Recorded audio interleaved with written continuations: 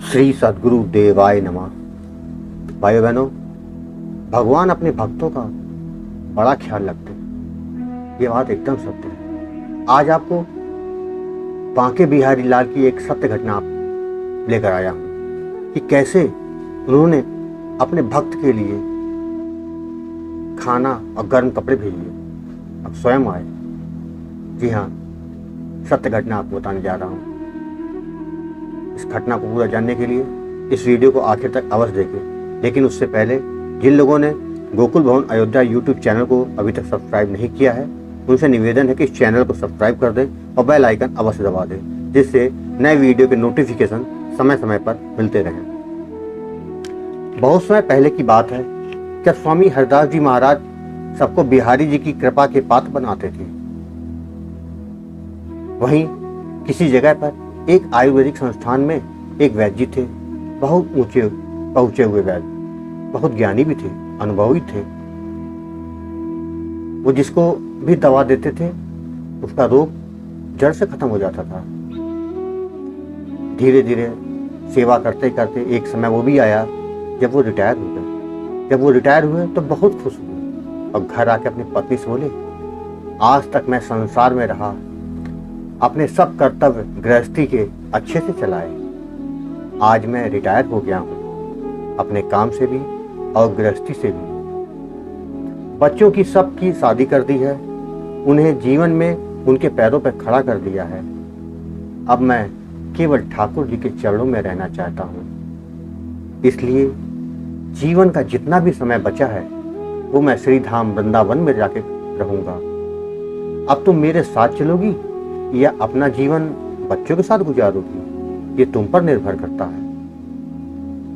पत्नी ने कहा, 40 वर्ष साथ रहने के बाद भी आप मेरे हृदय को नहीं पहचान पाए, मैं आपके साथ ही चलूंगी। वैद्य जी बोले, कल सुबह वृंदावन के लिए चलेंगे।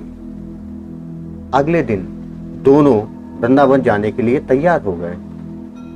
अपने बच्चों को बुलाया और उन्होंने कहा, बच्चों, हम जीवन के उस पार हैं और तुम लोग इस पार हो।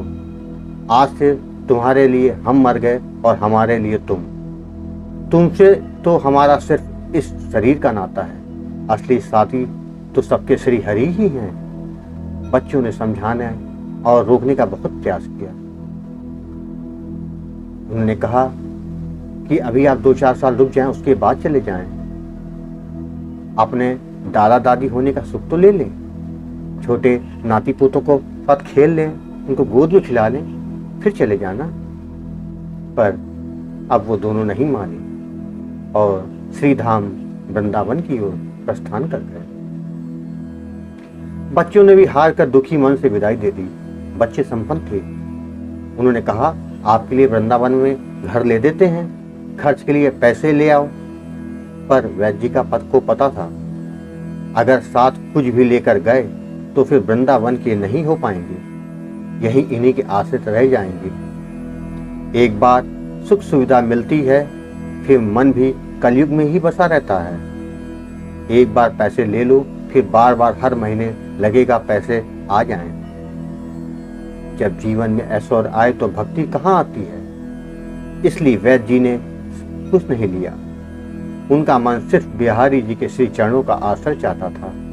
सो बिना कुछ लिए वो दोनों चल पड़े। भगवत भरोसे जो होगा देखा जाएगा। वृंदावन आए तो बिहारी जी की कृपा से स्वामी हरदास जी महाराज से उनकी भेंट हो गई। स्वामी जी ने जब इनके बारे में सुना और इनका बिहारी जी के प्रति प्रेम और समर्पण देखा तो उनके गुजारे लायक चीजों का इंतजाम करवा दिया। दोनों प्रेम से वृंदावन में रहने लगे। दोनों का आपस में बोलना चलना भी कम हो गया, केवल नाम जप में ही लगे रहते और स्वामी जी का सत्संग सुनते, बाकी समय बिहारी जी के दर्शन करते। जैसे कुछ ठाकुर जी की कृपा के से उपलब्ध हो जाता, वही बनाते पकाते और प्रेम से श्री हरि जी को भोग लगाकर पा लेते। किंतु अभाव का एहसास उन्हें कभी नहीं हुआ। उन्होंने कभी नहीं सोचा कि बच्चों के पास उन्हें ज्यादा सुख सुविधा थी। यहाँ उनके पास मोमबत्ती भी नहीं थी कि झोपड़ी में रोशनी कर ले। सोचते रोशनी करके क्या होगा, बस मन में बिहारी जी के दर्शन करते रहें, यही बहुत है। हर समय उनका मन श्री जी और बिहारी जी के चरणों में पड़ा रहता। उन्होंने अपने आप को पूरी तरह से बिहारी जी को समर्पित कर दिया। एक समय की बात है, जाड़े का मौसम था। 3 दिन से दोनों ने कुछ ना खाया था। स्वामी हरदास जी महाराज से मिलने उनके शिष्य तानसेन जी आए हुए थे, इसलिए रोज का सत्संग भी नहीं हो रहा था। 3 दिन से दोनों झोपड़ी में ही थे। मन में बिहारी जी को याद कर रहे थे और मुख में नाम जप कर रहे थे। भूख और ठंड दोनों ही बहुत सता रही थी, पर इस स्थिति में भी वो संतुष्ट थे। चेहरे पर दुख की कोई शिकन नहीं थी, संतोष के भाव थे। अचानक रात के समय दरवाजे पर किसी ने दस्तक दी। वैद्य जी ने उठकर दरवाजा खोला तो देखा सामने एक बहुत सुंदर किशोरी खड़ी थी। बोली, स्वामी जी ने यहाँ आज भंडारा था, उन्होंने आपके लिए प्रसाद भेजा है। वैद्य जी बहुत खुश हुए, पर प्रसाद के आने से नहीं, उस किशोरी की मधुर वाणी सुनकर ऐसा लग रहा था मानो बोलते हुए उसके मुंह से फूल झड़ रहे हों। बहुत मीठी मीठी आवाज। वैद्य जी ने प्रसाद का टिफिन पकड़ा, तभी एक किशोर अंदर आया और दोनों के लिए गर्म बिस्तर लगाने लगा और बोले, स्वामी जी ने आपके लिए गर्म बिस्तर भेजा है। वैद्य जी और उनकी पत्नी बहुत हैरान हुई। स्वामी हरदास जी महाराज को मन ही मन धन्यवाद दे रहे थे। ठंड में उनके पास बिस्तर भी नहीं था। ये बात उन्होंने किसी को नहीं बताई, पर स्वामी जी ने अपने आप से उनका इतना ख्याल किया, इसी से वो दोनों बहुत खुश हो रहे थे। तभी वैद्य जी की पत्नी बोली, ध्यान से बच्चों, हमारे यहाँ रोशनी का कोई प्रबंध नहीं है, कहीं चोट न लग जाए। इतने में किशोर बाहर आ गया और मोमबत्तियों का एक डिब्बा और दिया सलाई लेकर आ गया। कोठरी में रोशनी कर दी। अब वैद्य जी ने दोनों का मुख देखा। कंचन आभा, सुंदर मुख मंडल, कहीं उन्हें नजर न लग जाए, इस ख्याल से वैद्य जी ने नजर घुमा ली।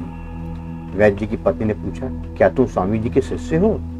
सुंदर युवक बोला, हम स्वामी जी के सेवक हैं, बहुत देर हो रही है, अब हम चलते हैं, कहकर दोनों चले गए। अब वैद्य जी उनकी पत्नी ने पेट भर खाना खाया और गर्म बिस्तर पर सो गए।